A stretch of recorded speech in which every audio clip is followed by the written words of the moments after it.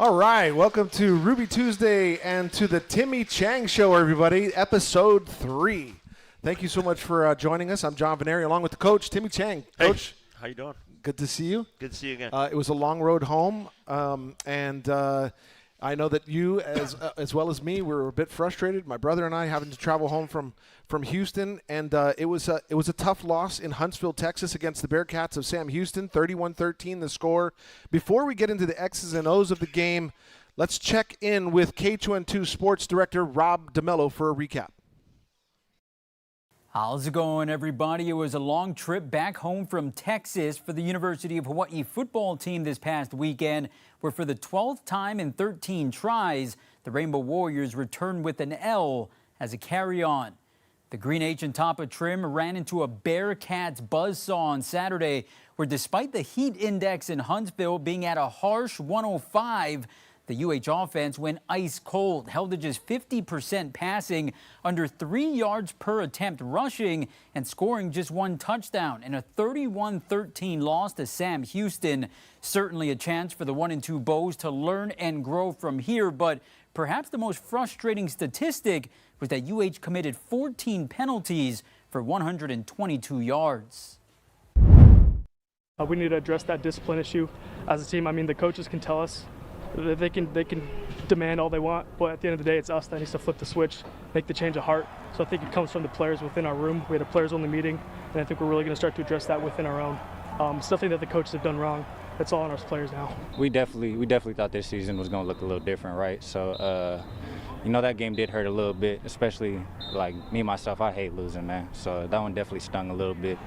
But like I said, it don't do us no better to sit there and sob about it, right? We gotta move on. We gotta play the next game. So we gotta go 1-0 this week. It comes down to the little mistakes that we made in that game. I know the score doesn't tell it, but there's little plays throughout the entire game that lead to the outcome of that, right? So I've just kind of been trying to control the mistakes that we do have. Starting on this first practice and pads that we had this week, try to limit those mistakes so when it comes Saturday, we have as least as possible, if not none. Now, through the 1 and 2 start, the junior linebacker Smith has averaged 3 tackles per game with an interception. He and the Bows are back on the field Saturday against Northern Iowa in Manoa. Reporting for the Timmy Chang Show, Rob DeMello, KHON2 Sports and Hawaii Football Final. All right, thanks, Rob. Appreciate that. Timmy, just your general thoughts on the game right now. Before we get into the X's and O's, before we get into specifics, we'll talk more about that in the next segment. But go ahead, just your general thoughts. Yeah, that game hurts, just like the guys talked about. Anytime you go on the road, it's going to be tough, whether you're going or teams are coming in. But I thought we handled practice pretty well up to the game on Saturday, and just watching the guys trying to pull through and do the things that they're that we talk about doing and just competing and doing it at a high level, doing it with discipline. And so that hurts when you don't get to see the fruits of their labor really show on that Saturday. This is the Timmy Chang Show, formerly known as Call the Coach, but you can still do that by texting or calling your questions to Coach at 808-296-1420. He's more than willing to answer your questions. We'll get to some of them here. In fact, let's just go to one right now. Something about RPO. Will UH use more RPO play action in conference to keep the LBs honest, the linebackers honest, and open up passing lanes over the middle if they bite? Feel like it worked last year and we got away from it. Yeah, it's part of the offense and what we do, and it does help. Yes. Okay, there have been a couple of big question marks that have emerged the last couple of games, and now after having played Sam Houston, can you kind of explain to us what's happening with the offense? Yeah, just miscues, making sure that we're just kind of consistently staying efficient. The last 2 games, game plan-wise, it's been in some hot weather, and so trying to keep the defense off the field, be efficient, use the time of possession, huddle up, those type of things. You gotta convert your third downs. You gotta make the plays when they're there to be made. Whether it's costly mistakes or penalties, those are drive killers, and that's been kind of happening the last 2 weeks as we're trying to be efficient in these warm weather games. And so, it's the type of ball we wanted to play. in those 2 games, and the plan was there, but the execution we have to get better at. All right, another text here says, Coach, keep your chin up. We got your back and still believe in you and this team. Just got to show more discipline. Okay, we'll get into that a little bit later, too. Quarterback Braden Shager was 21 of 42 for 252 yards for 1 touchdown and an interception. He was sacked twice, and after 3 games, he's throwing for just over 53%. Just your thoughts. From some of us, it does look like he might be a bit off. Errant throws, dropped balls, all of that contribute, but just your thoughts on that. Yeah, it's tough playing the quarterback position in this offense. You need everything working, right? You can't block, you can't throw to yourself, all those type of things. And so, he's going to have to get better in some areas, but at the same time, we all have to get better. I have to get better at coaching them and getting the details right with all the rest of the guys in our staff. And so, at the end of the day, really, it does fall on me. Here's another question. It says, Timmy, why no iPads and helmets comms at Sam Houston? Huge advantage for Sam Houston, plus no video on scoreboard. I can answer that part because there were technical difficulties with the scoreboard and even in our booth. So we had no video in our booth, no video going to the big board. It was only available in the ESPN booth. But as far as the iPads, did you guys take those? Yeah, we had the because I saw the coaches. We had the TV copy, okay. And you should get 3 copies. You get the TV copy, the side copy, and the back copy off of the feed. We just had the ESPN copy of it, and our comms were working, and so that was not an issue. That answers that. Okay, when we come back, my broadcast partner, Mark Veneri, will join us.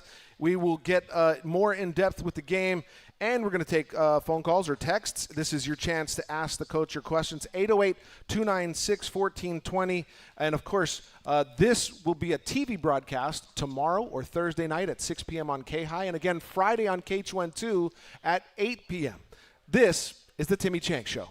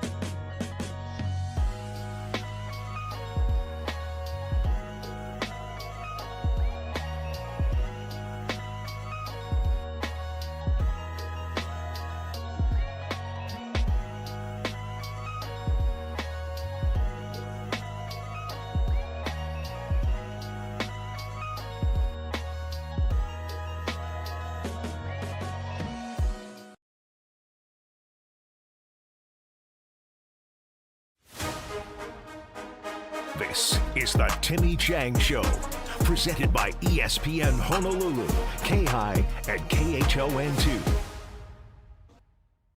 Welcome back to Ruby Tuesday and the Timmy Chang Show, joined now by, of course, Timmy Chang, and my right-hand man, who is sitting on my left. Yep.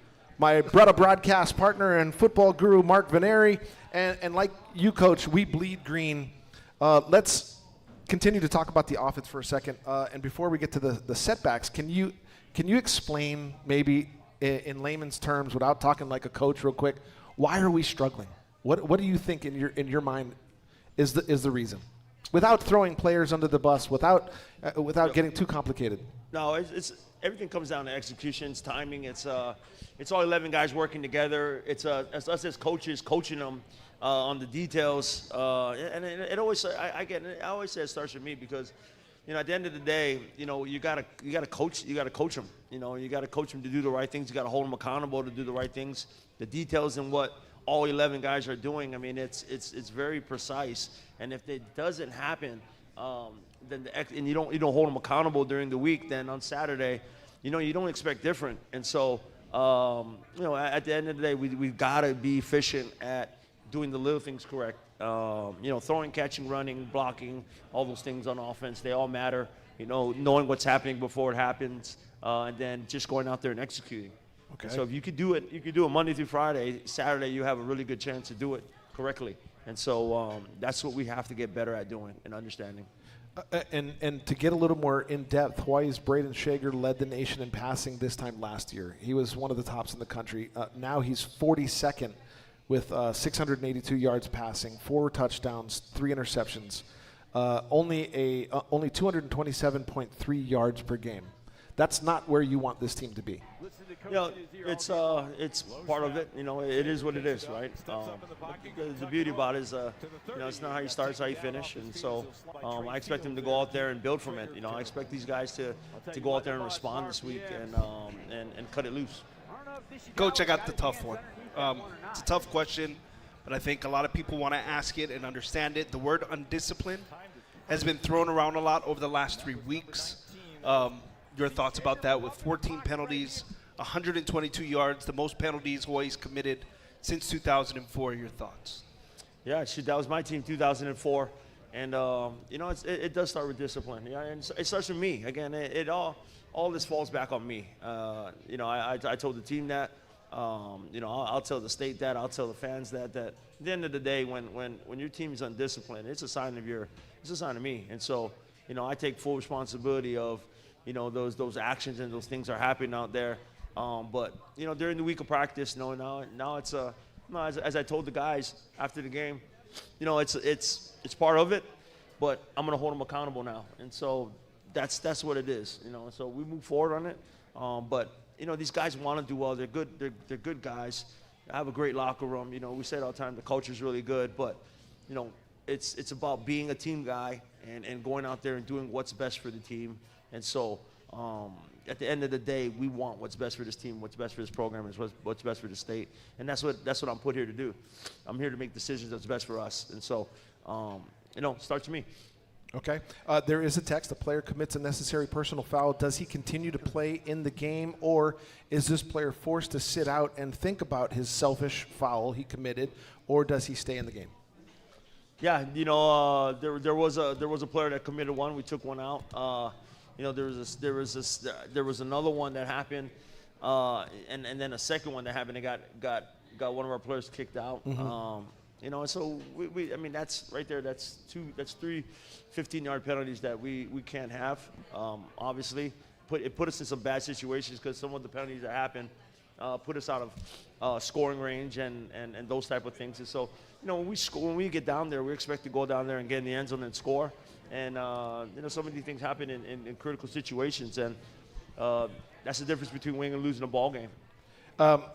There was a question from somebody in the back, and just wondering if there is actually a consequence in practice for guys that commit fouls. Yeah, sure, there are.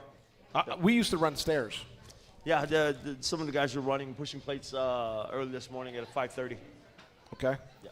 And I just wanted to chime on this, John. Some of the calls, and I know we talked about it in the broadcast quite a bit, that we don't like to go against referees, but right, occasionally we'll say something. But I thought in some instances, I don't know if you can go back and if there's an appeal process, once it happens, but I thought in a couple different instances, especially in some of the cases where the players were coming to the defense of another player and they get caught in that instance, is there any way in an appeal process of that? It's always the second guy that gets hit, right? And no matter what guys do between the lines, you got to keep your cool. And so, I really just I think that we just got to have a cool head, on top of it. We're playing 2 games, one at home with Big Ten officials, and then we have another one we have another game with on the road with Conference USA officials. And to be honest with you, you're not going to get those calls, And so the best thing for us to do is understand it, realize it, and make sure that we play the game that we need to play to win. Okay, so here's another question. It has to do with penalties. Can you ask Coach, how did they get 2 delay of game penalties with comms? Were the comms working this week? Yeah. Okay. Yeah. Because the iPads were working. We saw the coaches with the iPads. But how does that happen with delay of game? First of all, let me just let whoever texted this know that the comms shuts off with 15 seconds on the play clock. So there's still 15 seconds for the defense to jump around. But how does that happen with delay of games? Yeah. With the comms, if the comms go out, it's kind of one of those type of deals. Signals. Yeah, so you gotta have a backup plan to go. Our 2 delay of game penalties, I believe, were in the UCLA game. Maybe they're referring to. Okay. That's where those popped up. But it might have even been Delaware where the comms were completely out because of the weather and the rain. Yeah. But you gotta, you can't just completely rely on technology, and so you gotta have systems in place in case those things don't work. Yeah.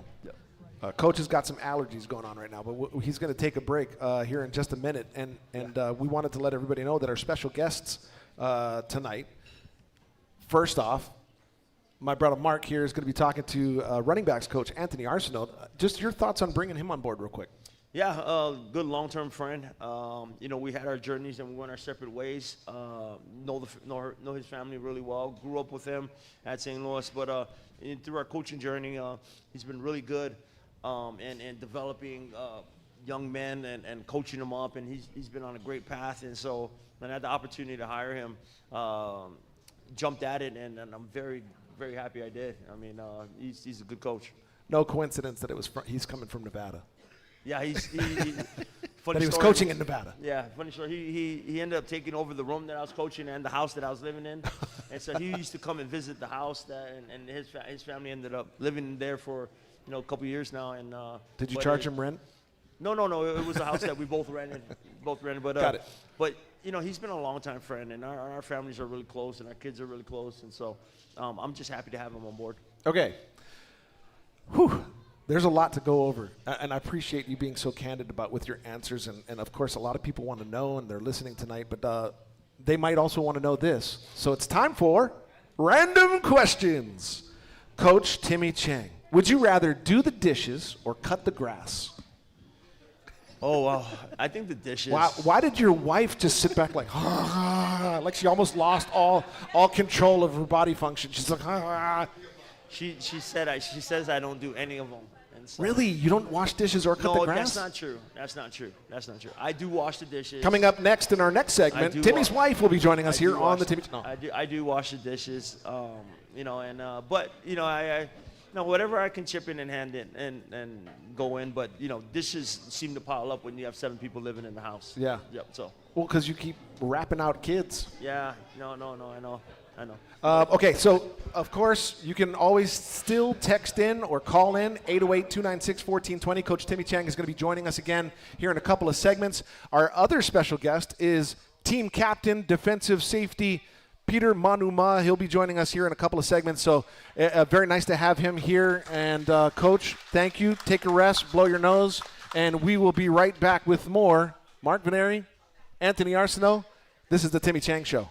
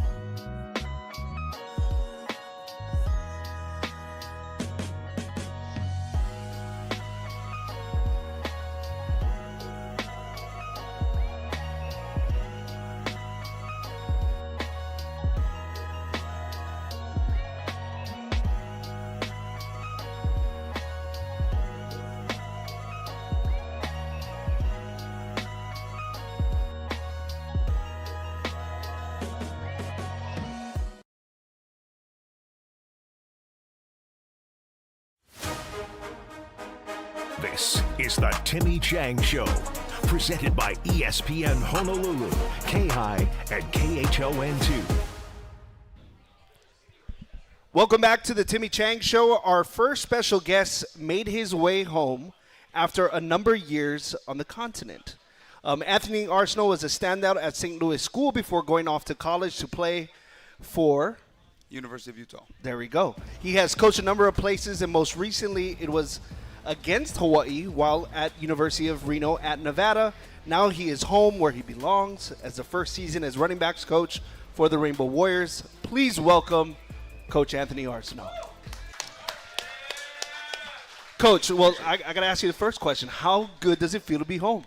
Feels great. Yeah, it feels really good. Hawaii is such a special place, and, this is home for me and my family, and, having the opportunity to come here and do what I love to do has been a blessing. Well, let's look at the tail of the tape because you've been all over the place. We have a bunch of we're going to get to that real quickly. There it is. So we got you all over the place in terms of coaching. What about 20 years college ball, right around there? College-wise, I started in 14, so 11, and then high school football before that at St. Louis. Now, making the journey from University of Nevada, Reno to the University of Hawaii, when you got that call from Coach Timmy, how much did that mean to you? It meant a lot, me and Coach Chang have been big supporters of each other's career, ever since we got into the business of coaching. And sometimes things don't always work out the way you want them to, and the stars aligned where he had an opportunity for me, and I've been very blessed to have it. Now, you are a slot back by trade, right? And you coach running backs now. What's kind of been the transition for you, at least? With coaching a different position, it's really just making sure you understand the fundamentals of that position and, know how to teach it. Because at the end of the day, coaching is coaching, right? It's mentorship, it's teaching, and it's, getting young men to be able to believe in a cause more than themselves. Now, with this offense, you're very familiar with this offense and understanding the run and shoot. I know we've had some conversations, and I've coached, I picked his brain in terms of the offense. In the running backs, it's run and shoot first, right? It's the run before the shoot. Getting these backs ready in the run and shoot offense, how do you get them ready week after week? We're just really, focused on preparing them for, the opponent's looks as far as protections go, and then just really getting good at the run game that we already have. And so the preparation is more in just, making sure that they have all the proper looks and they understand the techniques that they need to use in order to execute their assignments. Well, let's talk about that because, the running game, it's been a process in the last 3 games. And I know you as a coach would like to see this run game continually improve with, I'd say the lighter box, right? And when we say the box, it's typically 3-4-man front, and you'd like to run the ball. How does this team get going in the running game? I think we just got to stick with it, and just be ready when those opportunities present themselves. You don't necessarily want to force anything in this offense. This is an offense that it kind of flows and it kind of goes as, the certain different pieces start to pick it up a little bit. And, we'll be ready. The running back group will be ready on whatever job is asked of them. And if it's, run the ball, then that's what we'll do. And if it's pass pro, that's what we'll do. Is it a product of more defenses knowing the run and shoot, or is it a product of execution? Is it more the running backs just kind of having to find more windows? I know everything has to align in the offense to obviously make this happen, but is it something that's happening that you see that could, obviously be exploited moving forward? Yeah, I think we're getting better. It's obviously the results of the last couple games don't really, really tell the true story of where we're heading. And I think being optimistic about what we're doing and sticking to our plan is really the number one message that we send to our young men every single day. And as they start to understand what their assignments are and start to fine-tune the details of those, I think we'll be fine. What's the hardest part, or at least the hardest part so far of this offense in translating it, getting this running game as we're talking about it? What's been the hardest part for it in terms of like the blocking, the scheme, finding holes or that little bit of wrinkles with the RPO? What's been the hardest part for the running backs? I think the hardest part is just,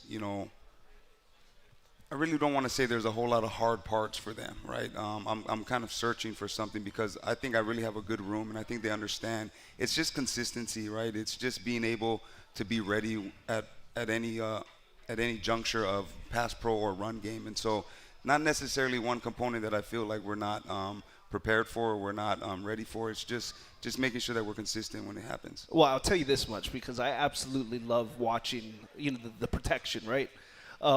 Landon Sims, Cam Barfield, and the rest of your crew, they can block. Yeah. Man, can they lay I've seen a couple guys being flipped over. This room in itself has a lot of physicality in it. Yes, it does, and a lot of unselfishness, and I think that's one of the main things that I'm really proud of with that group is, they come up to campus every day, they, bust out their lunch bell and hard hat, and they just go to work, and whatever's asked of them, they try their best to perform at a high level. Now, it must have been really nice to see, and I watched the video on occasion because I know both of us have sons, and we show them, what hard work can get you. Landon Sims has kind of been that, blue-collar worker, shows up every day. He just gets after it. You must absolutely love the fact that he got that scholarship and has earned his way on this team. No doubt, and, it couldn't have happened to a better young man, and he's earned everything that he's been able to achieve in his career up to this point. And, it's a good example for the rest of the team. I think that's another piece of value that he adds is, he goes about it the way in which, Coach Chang is establishing this culture. And, I think he's a great product of this program. Now, for you, I know you were at Nevada and coming, obviously in conference, coming to Coach Timmy Chang. He was at Nevada as well. For you, making that transition and getting an understanding of kind of that RPO game and then coming to the run and shoot, which you're familiar with, how's been that learning in different, realms of college football teams? I mean, you've been at Nevada, Hawaii, Utah. You just got so much knowledge. Must be good for you. Yeah, I have been blessed to be around a lot of really good coaches and a lot of really different styles of offenses. And at the end of the day, you're trying to piece together what you feel is best according to the personnel you have. And so, yes, we do have a base offense, which is the run and shoot, but there's also a component of, making sure that we utilize the pieces that we have in that offense to exploit defenses. And then for this team, I know everybody, Coach Timmy Chang said it a little bit earlier, yourself in that room, I know you guys are working hard to make sure conference is coming up. Obviously, you got to take care of business this week. Conference on the horizon. How's the locker room been? Locker room's been good, man. I tell you what, these kids are resilient. You know what I mean? They care, and that's the number one thing that is in favor of us is these guys really care. They really want to win, and they want to do it the right way. But then that now comes on us as coaches to make sure we're guiding them and mentoring them and giving them all the tools and opportunities to do things the right way. And, once they start to get a little bit more a taste of success and start to trust the process, I think we'll be fine. Okay, I'm going to ask some fun questions. John always gets the not random question yet, but I'm going to get to a random question of my own, actually, with this, because everyone wants to know who is the best athlete in the Arceneaux family. Everyone wants to know. Yeah, this. that's easy. It's an easy. Yeah, it's me. Yeah. Okay, I figured. I know Darnell would say otherwise, but we know it's you, right? Yeah, he's the best quarterback, not the best athlete. Okay, who's the better number 14? No, don't answer that. Don't answer that. The bugger said I'm right gonna there. be. Yeah, there's your head coach right there. But Timmy and Darnell both wore 14. It's kind of a special number at St. Louis. Yeah, it is. And I look at Darnell is my brother by blood, and Timmy's my brother by life. And so having both of them wear the same number too it is pretty unique. And you're a Crusader too. So yeah, red and blue all there day. You go. I got a random question. So it's time for a random question for Mr. Anthony Arceneaux. Favorite theme park? Knott's Berry Farm. Knott's Berry Farm. Okay. What are your pet peeves?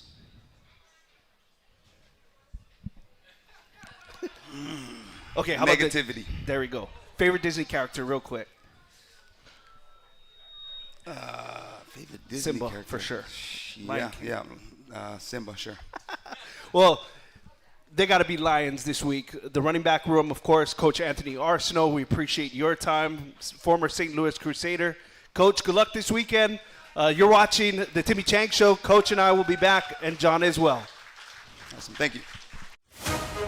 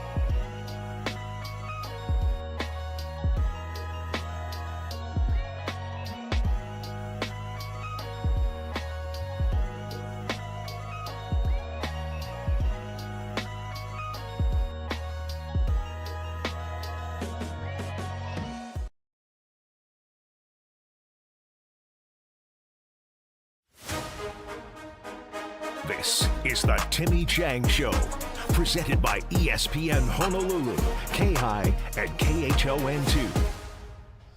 All right, welcome back to the Timmy Chang Show, and our next special guest here on the show is a very special guest because he's a team captain on the defense. Junior captain Peter Manuma, a first-team All-OIA Open Division defensive back out of Campbell High School, currently owns the longest starting streak on the Hawaii defense with 24 straight games at safety, dating all the way back to his freshman year. Please welcome Mr. Peter Manuma. Woo, that's pretty loud. That is. I'm trying to gauge the applause. It was a little louder than Coach Anthony. Nah, no way. All right, this guy right here next to me is just we hung out in Vegas together for the Mountain West Conference Media Days, which will be a lot different next year, by the way. You lead the team in tackles with 18 currently this season. He led the team last year with tackles at 87. 60 of those were all by himself. They're called solo tackles. But you played at Campbell, and you're right down the road from me, not right down Fort Weaver. But here's a quick fact, that Peter Manuma didn't just play safety. He played running back, slot back, linebacker, and cornerback, all at Campbell High School. Which one do you like best? I also played quarterback, but Did you play quarterback too? yeah, I did my freshman year. I forgot that, I guess. Yeah. Timmy's smiling at you. I'm just letting him know, just in case. But I think I would say linebacker is probably my favorite position. Yeah? Yeah. You're built kind of like one a little bit. Nah, not yet. Don't say that. Coach DT might hear that and put me in the box. Nah, I'm good. You've done so many fabulous things, but I'm just curious. What you did was you committed to the University of Hawaii. You were the first commit back in your year in 2021. You were the first guy to commit in your recruiting class. Why was that? I would say just my family, my foundation, just being able to stay home and play in front of them and stay close to home, I would say. Okay, we're going to see some video real quick of you, and it's of you warming up with the captain, because you're a captain, and we're going to see the captain, but you'll see it right here. You have some stickers on the back of your pads. It's Eva Beats and something else. You wear it proudly. Now, I know that gets covered up during the game because it's a penalty if you don't. But you see it right there. What does that say? What does the one on the left say? 76 out. Oh, that's the cutoff for Eva Beats. 76 sir. out. You're a proud Sabre, aren't you? Yes, for sure. Yeah. Yes. Do you ever go back and talk? I did a couple times, yeah. Yeah. Coach DJ does a great job in producing young men and Yep. football players. So, I mean, I always want to give back when I can. So here's some of your Campbell highlights. Look how skinny I was. Do you cut your hair? I'm just wondering, because your hair is as long then as it is now. I trim it. I try to trim it when I can, but Yeah. I haven't got the chance, but it's good. Okay, I'm going to just off the cuff ask a random question. Do you use Head and Shoulders, or is it like Nexus? Does it smell good? I don't smell it now because it's up in a bun. I use Head and Shoulders after the game, but on a regular day like today, I'll use my fiance's shampoo and conditioner. Aren't you afraid, though, that if you pick a ball off like you did last year against Nevada, that you're going to get yanked by your hair? Yeah, it happens a lot more than anyone thinks, but You wear it proudly, though. Yeah, even when they come to block me, they pull my hair for some reason. I don't know. But. Okay, I want to know, you play with such ferociousness, a level of intensity. Who do you mold yourself after? What is the player that you mold yourself after, or you look up to? I try to be like Troy Polamalu, but Troy Polamalu doesn't talk as much as I do. So, I mean, I would say probably like Leonard Peters or Ed Reed type player, yeah. Okay. Those are great. All of them are great. And Yeah. by the way, you didn't talk as much in your freshman year either. Yeah, You've grown into a guy who can actually go ahead and converse with the media. Maybe because you're always talking to the media. Yeah.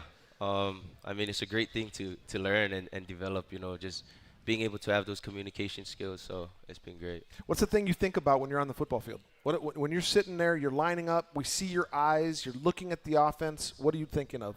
I'm just thinking I'm the best player on that field, and it's me versus the guy across from me. That's pretty good confidence. Yes, I like sir. that. What about technicality-wise? Are you watching the receivers? You're watching the guys in motion. Who are you watching? So I go through this pre-snap read, this pre-snap checklist that I go through, and it's a whole lot, but just to shorten it, I go by down and distance, then I go look at the formation, then I look for keys or tendencies, how alignment aligns, or what foot the receiver has up, and that could tell me the play that they're about to run, and then just when the play gets started, just strap up and react. What are you thinking about the defense right now? How are you feeling about the defense? I mean, we talked to Coach Thurman in Conroe, Texas, in the hotel prior to the game, and he says there's no moral victory. The defense didn't play well enough to win because we didn't win, Yep. And that was before this past game. Just your thoughts on what the defense is doing right now. I would say it isn't bad, but just like Coach said, there's no moral victories. We should be shutting out our opponents, and there's no reason that the opponent should be scoring on us. And I mean, it's nothing on the coaches. It's all on us, on the players. Just having a mindset to stay disciplined and do your 111 through every play. I like that. Then my next question, and probably my last question, is what is it going to take to turn this thing around? We're real early in the season still. Yeah, there's a lot of games. There's a lot of football still to be played, and it's just us focusing off the field. Everything starts from off the field, and if we can stay disciplined off the field, everything will carry on to the field. Okay, ladies and gentlemen, that's Peter Manuma. But we do have random question. If you weren't playing football, and if you don't play football after your college career, what do you want to do? It has to be a sport. No. Anything. It could be anything. You could be an insurance salesman, a car salesman. You could even be Chris Hart. I'd probably want to coach football. Yeah. Yeah. It's just in your blood. Yeah. Yeah, I think so. Yeah. Yeah. I like that. Coaching the youth. Yes. I really appreciate you coming down and spending some time with us. Yes, I know that it hasn't been easy for you as a player. I know it's a lot different now when you're a player than it was when I was. We didn't have social media. We didn't have to look at that stuff. And so just keep your head up. Yes, sir. Keep your teammates' heads up and go Bows. Yes, sir. Cool, Appreciate man. you. Awesome. Thank Peter you for having Manua, everybody. Okay, don't forget, 296-1420 is the number you can text and call. Hang for just a sec. We'll also have the broadcast, the TV broadcast of this show on K-High tomorrow at 6. That's Thursday night at 6 p.m. And on Friday on KH12 at 8 p.m. Ladies and gentlemen, we'll have Timmy Chang back in just a moment. This is the Timmy Chang Show.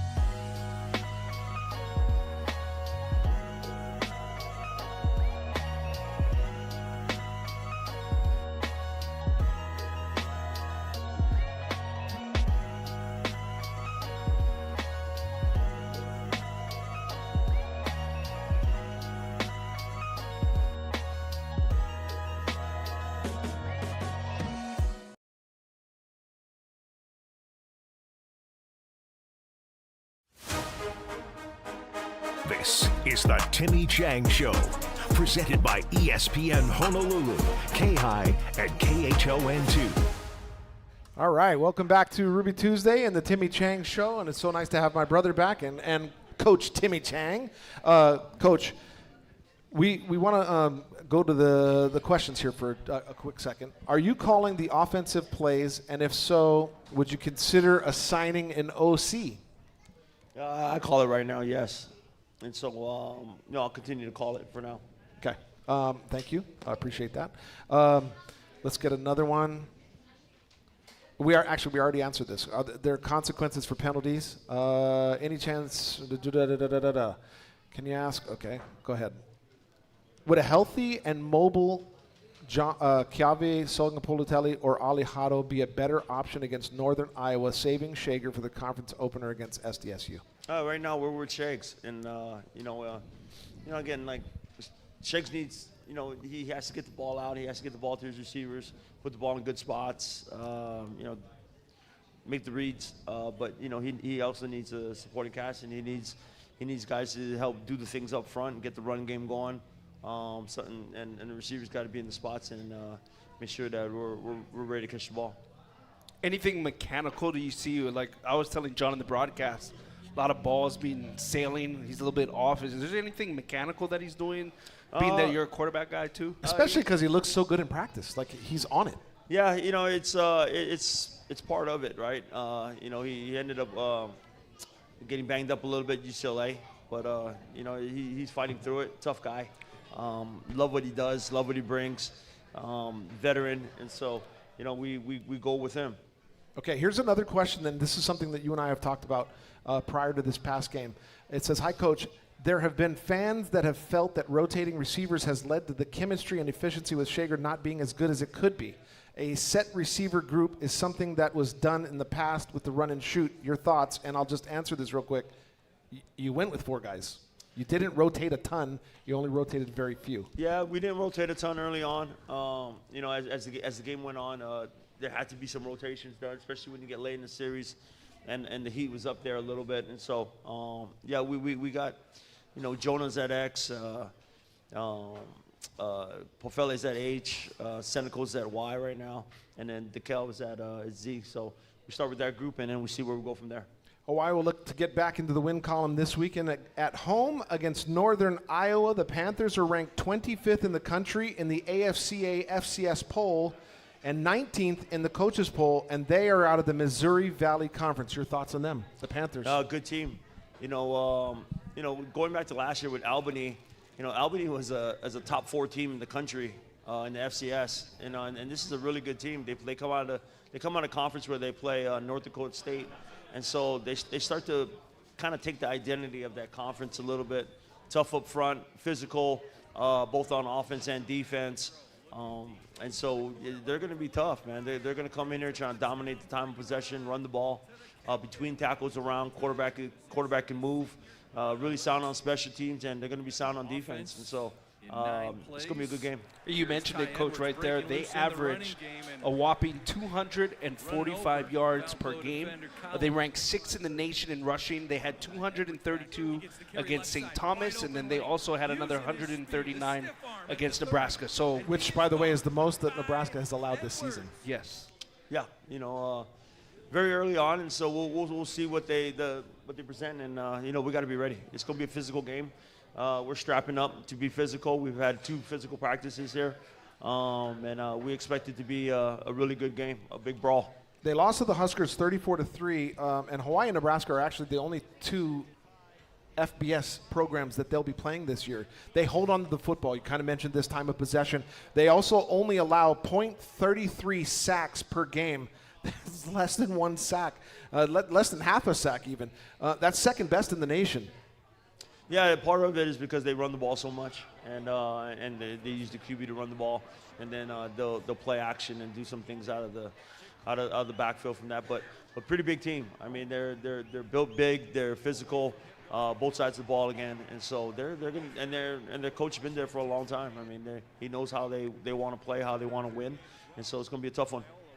Yeah, Mark, we're talking about Mark Farley, the head coach. He's 182 wins to 104 losses. and he has a pretty good record in their conference.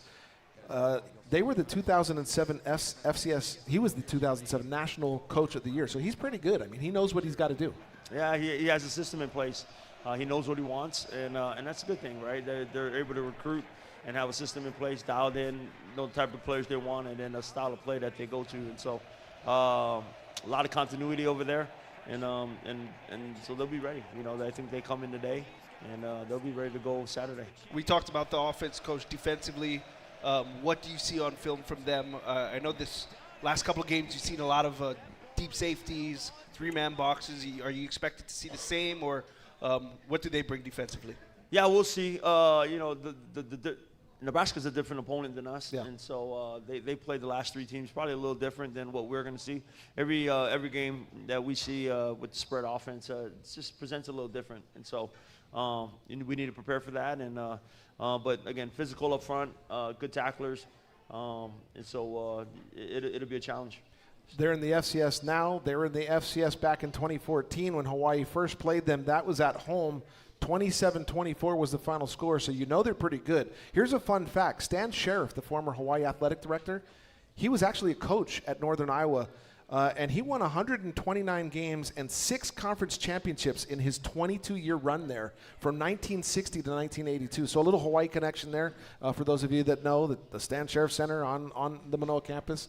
Kind of a cool fact. Yeah, really cool. There are some ties. There are some you and I ties, and you know, just welcoming a team in and being hospitable to them, and just know that we're gonna play a great game on Saturday. They got a lot of corn-fed guys too. 62 of their 107 players are from Iowa.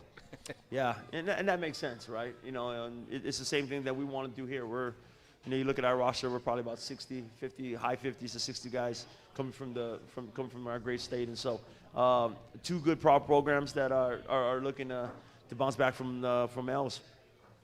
Coach, a text here. What is the remedy for all the penalties? 24 in the last 2 games. Yeah, discipline, accountability. You know, things that we talk about. But really, just got to go out there and really do. You know what I mean? And so, putting the team before I is a big one. And again, it starts with me, right? You know, it's either I'm coaching it or I'm allowing it. And right now on Saturdays, I'm allowing it. And that's the truth. Here's another one real quick. Coach, I'm no expert, but it appears Shager's playing hurt and is throwing off his back leg, and therefore the ball is consistently high. Is it possible we'd see a backup come in? Is that even remotely possible this week? Yeah, you keep asking for a backup. I'm going to keep giving you the same answer. Yeah. You know, we're going to go Shags. Okay. And so, you know, I've you know, those other guys, those other young ones are freshmen right now, and so we want to get them ready. But I hear the whole backup thing. I know you hear it, yeah. I was a young quarterback at one time, and you know they were calling for me one time, and they've been on this show and they're calling June, and they're calling for the backup on the backup. Yeah, they were calling for the backup with Cole Brennan as well. The backup, yeah. And so, but the answer is Shakes for me right now until I see other difference, and I'll make that decision. But that's why I'm in this position. We told you we would ask the questions, and he answered them perfectly. Coach, we appreciate your candid answers. Of course, you can catch Coach back here in a couple of weeks. There's a bye after this game. Then we go on the road to San Diego State to start conference play. This show will be on the TV broadcast on K-High tomorrow at 6 p.m. We'll be right back after this quick break. This is the Timmy Chang Show.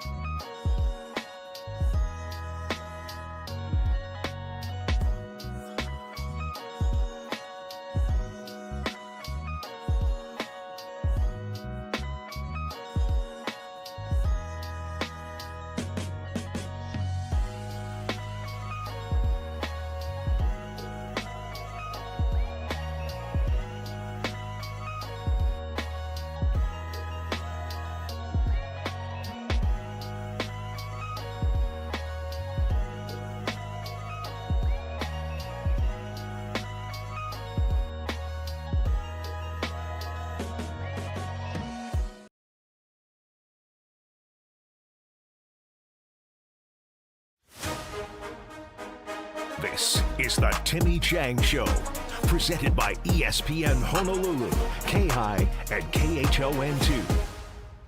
All right, back here at Ruby Tuesday, final quarter of the show, and we got a couple of more text messages in here.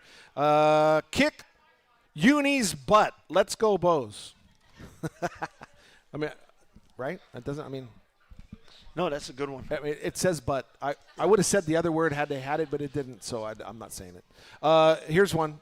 By the way, I believe in you, Coach Chang. I am truly a fan and believe you can turn this around. Go Bows. Thank you.